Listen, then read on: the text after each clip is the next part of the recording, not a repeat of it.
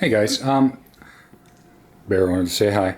I want to do just a quick thing to kind of explain what the parameters are for a subwoofer to be on my list of best subs, which is on the website, and you can look that up, subwoofer101.com.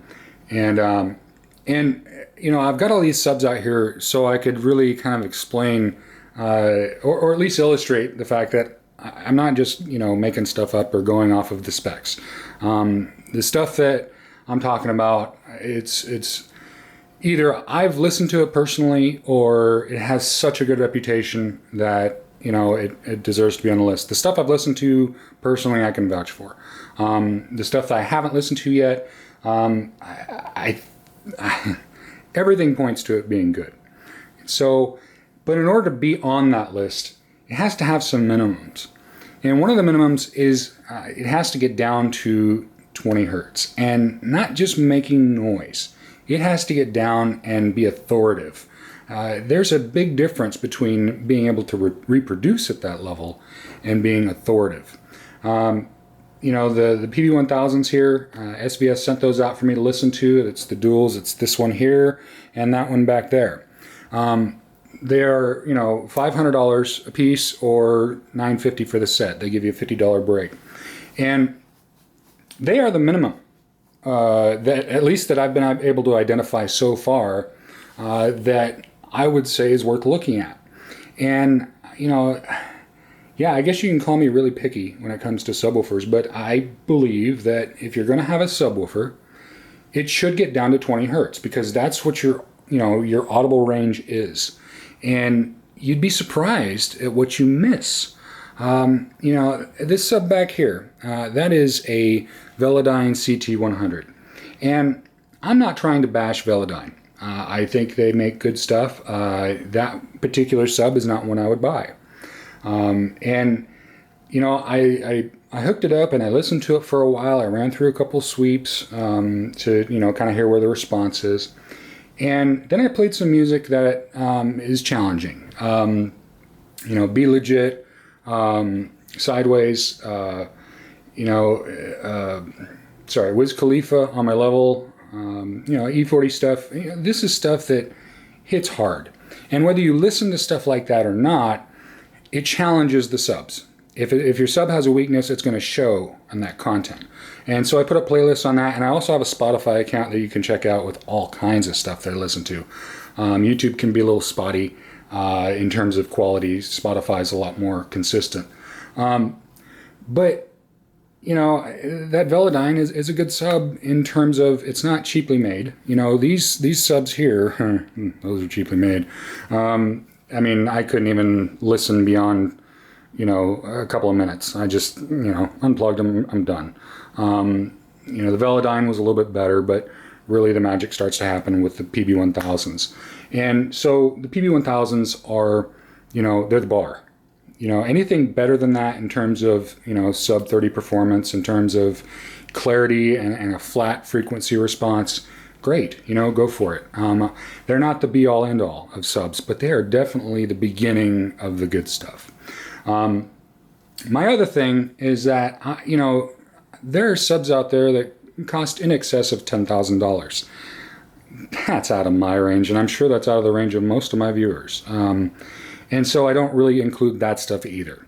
So in terms of, oh, you know, he's saying these are the best in the world, you know, there really is no such thing. You know, the best sub in the world would be 8 inches by 8 inches by 8 inches, you know, and you know, be able to go down to 5 hertz and have perfect response and be $100.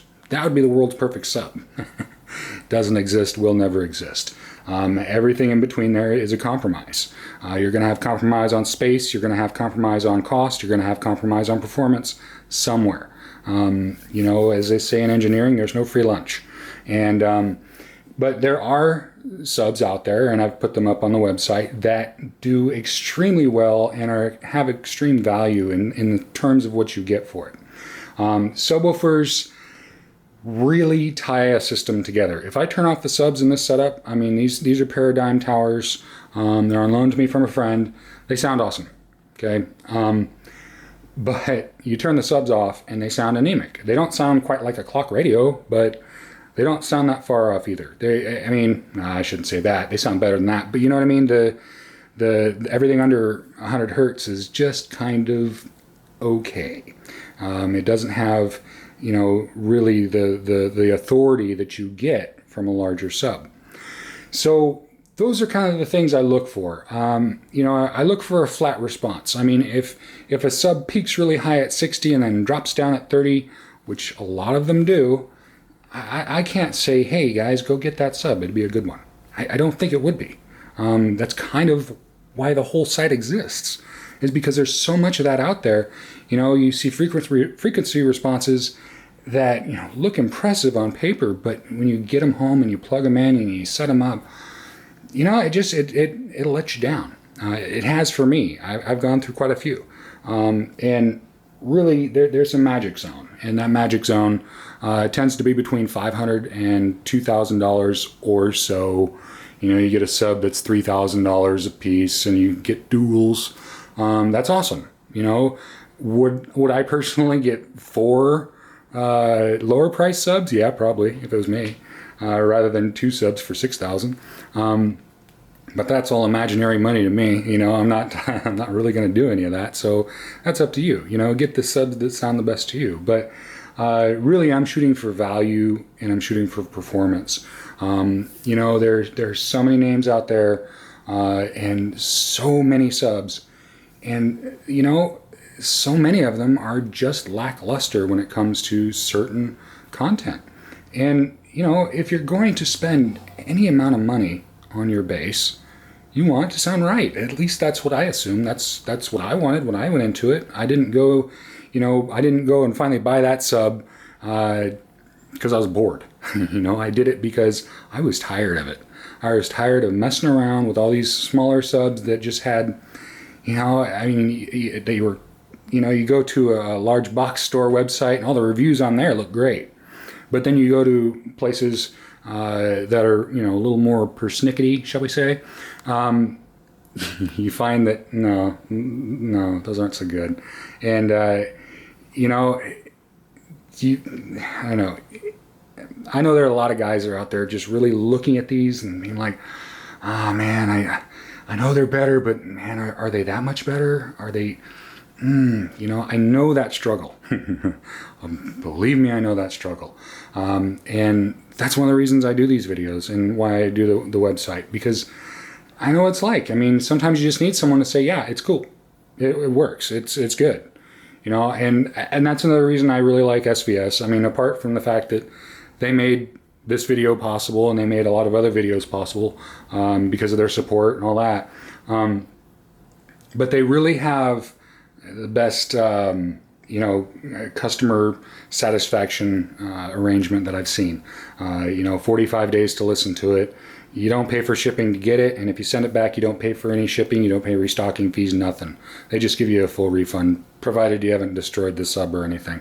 And I mean, that's powerful. You know what I mean? There's no risk. You order it, you get it home, you set it up. If it sounds good, right on. And again, if this is the first time watching this, know that I fully recommend dual subs over a single. It really does make a difference, and if you're going to invest in it, I recommend splitting your budget because it makes a huge difference. Anyway, this is another one of those videos that's gone way longer than I meant to. But really, those are kind of the limitations for the site. So I've had some people say, well, what about this sub? What about that sub? Can you do a review on this sub? And some of you have comments on there that I can't comment back to, so I'm not ignoring you. I just don't really have a way. But, a lot of it is, I don't even have to take it home. I don't even have to look at it. I mean, if a manufacturer says, their subs are done at 30 hertz, I'm done. End of story. I don't need to look any further. If a sub maker says they're down to 24 hertz, I'm still done. I don't need to look any further because I know it's going to taper before that 24 hertz. So it's going to be more like 26, 27 hertz. And that's when some really good stuff happens.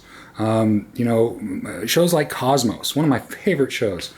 It is a completely different experience when you have good subs.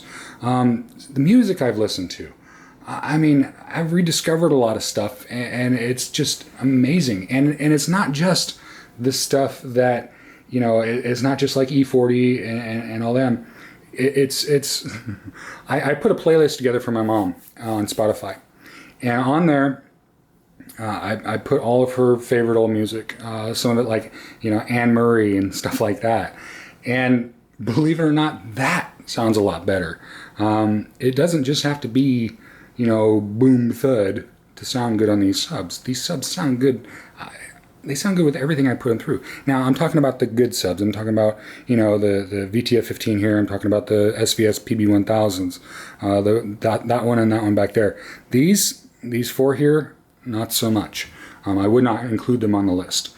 And it's nothing personal. It's just I've set the bar for what I'm willing to say, hey guys, this is worth listening to. And, you know, if I say, oh yeah, well this one only goes to 26 hertz, but it's still good, I'd be kind of, that takes away from the whole point. So, and I'll say this, if you're a manufacturer and you like what you're seeing and your products match the things I'm saying and you want to be involved, I am fully happy. You know, SVS has been super supportive. I'm very supportive, and I appreciate it fully. But I do want to involve other makers, you know, and there will be new makers that come up, and I'm all for it, you know. And it's about the whole idea of getting people to look at it differently. The more people that are demanding better subs, the more, you know, better quality products will be out there. So anyway, if you're a manufacturer, you know, for sure get a hold of me. I'm you know, completely cool with it. Just, you know, and you know, to be fair, you know, both Shu and SVS make subs that I wouldn't necessarily recommend. Okay, and you know, it's I have a setup, and if it doesn't fit within that structure, it's not going to be something that I would say, hey, yeah, this is worth doing. Again, I feel a sub should go down to 20 hertz, and I feel it should do so comfortably and with authority. You know, you can look up a thing for IMAX, and they have a thing where they talk about the IMAX sound, and the guy in there says, yeah, we you know, I think it's comfortably down to either 26 hertz or 23 hertz. Another thing I should know before I did this video. And, you know, the subs I'm recommending go deeper than that with authority. So that's cool. And what I've noticed is having the dual sub setup, you know, what I keep hearing back from people that come in and hear it, my friends and family and stuff like that, I keep hearing the same thing, is that it sounds like a movie theater, which is a great compliment. You know, it's kind of an art setting all this up. And, you know, and I'm not trying to brag and say, oh, you know, hey, look at me. That's not the point of these videos. The point is to kind of tell you guys what I've been through and what works and what doesn't. And, you know, I talk about my amp. You know, it's a good place to start. You know, get something better, that's cool. But that's a good baseline for when you want something that's good quality all the way around. So anyway, I just want to make that short video, and here we are at almost 14 minutes. So thanks for sticking in there, guys. I appreciate you watching, and stick around for more videos like this. Thanks.